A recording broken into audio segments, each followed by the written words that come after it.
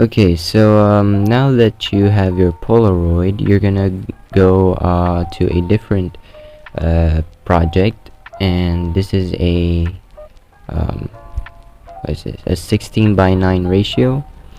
So this is like a landscape, 1080p resolution. And what we're going to do here is add first our background. So we're just gonna do a simple background.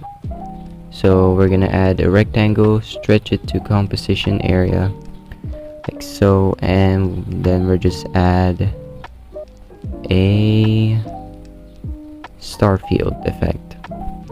So we'll adjust that later on, but we just want that to be there for now.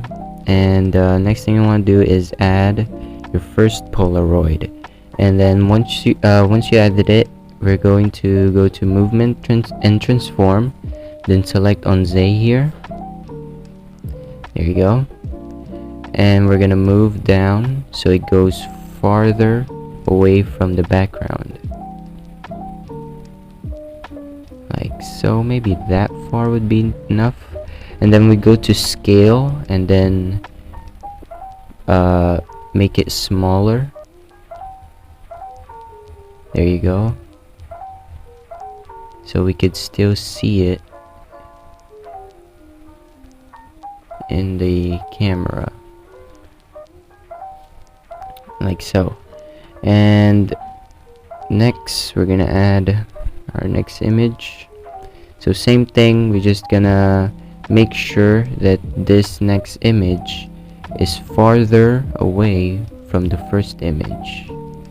So there you go. You will know that once you don't see the last image anymore. So as you can see here, it's disappearing. That means this layer is farther away from the last layer. And then just adjust the size. The next one. Okay, then we're going to Z. Again, make sure that it's farther. There you go, farther away. Then make it small. And then for the last image, we have... Oh wait, what's the last image? It's this one, right? Yeah. Okay. There we go. And make it smaller, like so. Now once you have this, all you gotta do now is go to objects and add a camera layer, and then we'll turn on camera here, like so. And then what you're going to do here is we're going to select the layers and then position them wherever we want.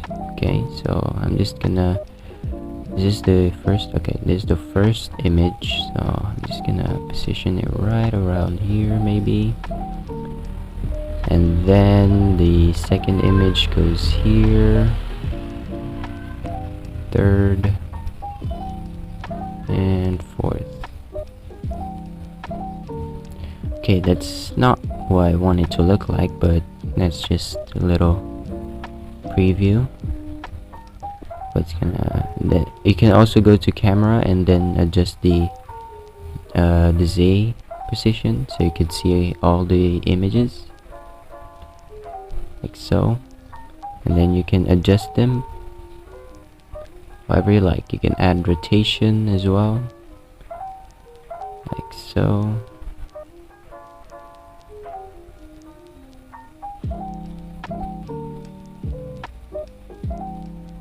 Maybe make this a little, oops, didn't mean to do that. Maybe make this a little smaller since it's, you know, farther away. Oops. And then make this bigger, which it already is, but it's fine. So because this one's nearer, alright, that's why we need to make it bigger. Then next one, bigger, I guess, because it's more near. Position it. Then last one, the biggest, because it's the nearest. There we go. Maybe adjust it like this. Just it a little bit more, so we can see all the images, like so. And then what's it gonna do is when you go to the camera and go to Z, is basically what it's gonna look like. So like that, and it will turn like that. See, pretty easy. Let's just, okay, there we go. Okay, so next thing we're gonna do is go to the background and increase the size, and make sure or actually no, let's not do that first. Let's do the camera movement first. So go to movement and transform, and go to add 2 keyframes here, then select Z, and then go to the first keyframe and move it up like this. So now we have this animation, and maybe we'll just add a graph like this. See how that looks. And not bad. And now we fix the background. So go to the very end of the clip, and then increase the size of the background so it covers the entire project. So there we go. And now we're going to adjust the star field and add 2 keyframes on scale.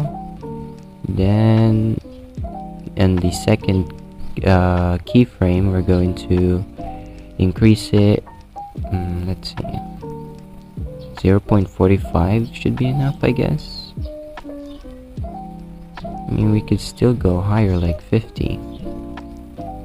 Yeah. Then we'll just copy the graph here, and then oops, no, here, paste it on the scale like so. And there you go. There is your 3D camera movement. One thing you can do as well is add a text. So to add a text, we're going to add text and then type in the words you like to put. I'm just gonna put Nino cute because she is, and then change the color to however you like. And we're gonna go to the very end of the clip and go to Z again, then move it down again until you can see it at the very front, like this. There you go. And then it will just automatically go with the movement. You don't need to do anything. And for the last touch, maybe you could add a shadow so you could see the text. And there you go. There's your 3D movement Polaroid.